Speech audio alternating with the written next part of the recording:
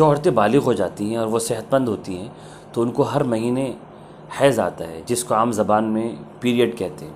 اس period کے ساتھ بہت سارے مسائل جڑے ہوئے ہیں شریعت کے، جنہیں جاننا ضروری ہے۔ پیریڈ کے ساتھ پاکی ناپاکی کا مسئلہ جڑا ہوتا ہے، لیکن ہماری بہت ساری بہنیں ان مسائل سے واقف نہیں ہیں، یا تو وہ پوچھ نہیں پاتی ہیں شرم و حیا کی وجہ سے، یا ان کے پاس کوئی ایسا اسباب نہیں ہوتا جس سے وہ پڑھ سکیں، وہ مسئلے جان سکیں۔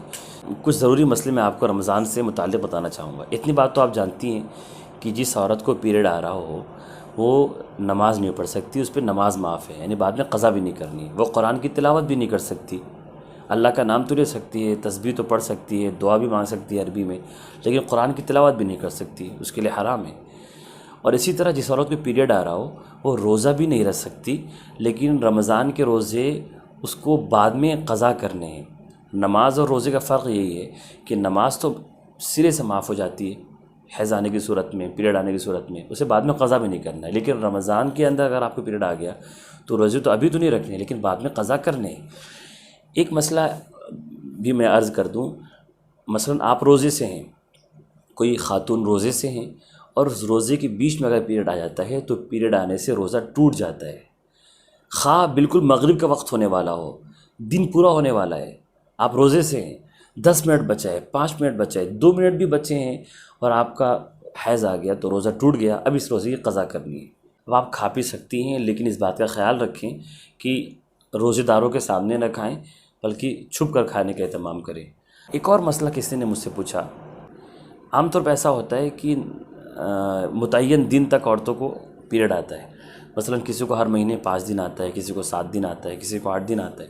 مثال کے طور پر کسی عورت کو ہر مہینے 5 دن آتا ہے، اتفاق سے ایک مہینے اس کو پیریڈ آیا 5 دن، پھر وہ پاک ہو گئی، وہ بند ہو گیا، وہ پاک ہو گئی، پھر اگلے ایک ہفتے کے بعد پھر سے پیریڈ آ گیا بیچ میں،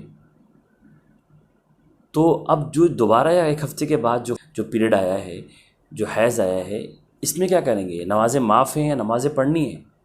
اس سلسلے میں ایک بات یاد رکھیے کہ جب بھی پیریڈ آ کر بند ہوگا آپ کا 10 دن کے اندر تو اس کے بعد گیپ آئے گا، آپ پاک ہو جائیں گی۔ اگلا پیریڈ جب آئے گا تو اگلا پیریڈ کم از کم پچھلے والے پیریڈ کے 15 دن کے بعد آنا چاہیے، 15 دن کا گیپ ہونا ضروری ہے۔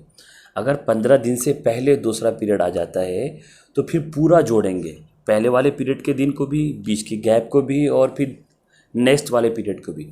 مثال کے طور پر آپ کو 5 دن پیریڈ آیا، ایک ہفتہ پاک رہی، پھر اس کے بعد ایک ہفتے کے گیپ کے بعد ہی پھر 5 دن آ گیا، تو اب آپ کے کل پیریڈ کے دن کتنے ہوئے؟ 5، گیپ کے ساتھ پھر 5، 17 دن، تو کل 17 دن پیریڈ آیا۔ تو اب سوال یہ ہے کہ نماز معاف ہے، نہیں پڑھنا ہے، یا قضا کرنی ہے، پڑھنا ہے؟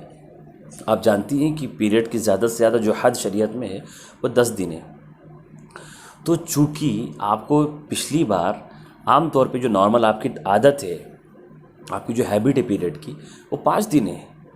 لاسٹ منتھ آپ کو پچھلے مہینے آپ کو اگر 5 دن آیا تھا تو ان کل 17 دن میں سے ان 5 دن کو نکال کر ہی سمجھا جائے گا کہ وہ تو پیریڈ کے دن تھے۔ اس کے علاوہ آپ کی جو نارمل ہیبٹ ہے، اس کے علاوہ جتنے دن بھی پیریڈ کے ہیں وہ سب پیریڈ نہیں ہے، اس میں نماز معاف نہیں ہے۔ آپ کو ہر وقت ہر نماز کے لیے، ہر فرض نماز کے لیے الگ سے پاک ہو کر کے نماز پڑھنا ہے۔ آپ نماز نہیں پڑھ سکے تو قضا کرنا ہے۔ امید ہے کہ آپ سمجھ پائے ہوں گے۔ السلام علیکم ورحمۃ اللہ۔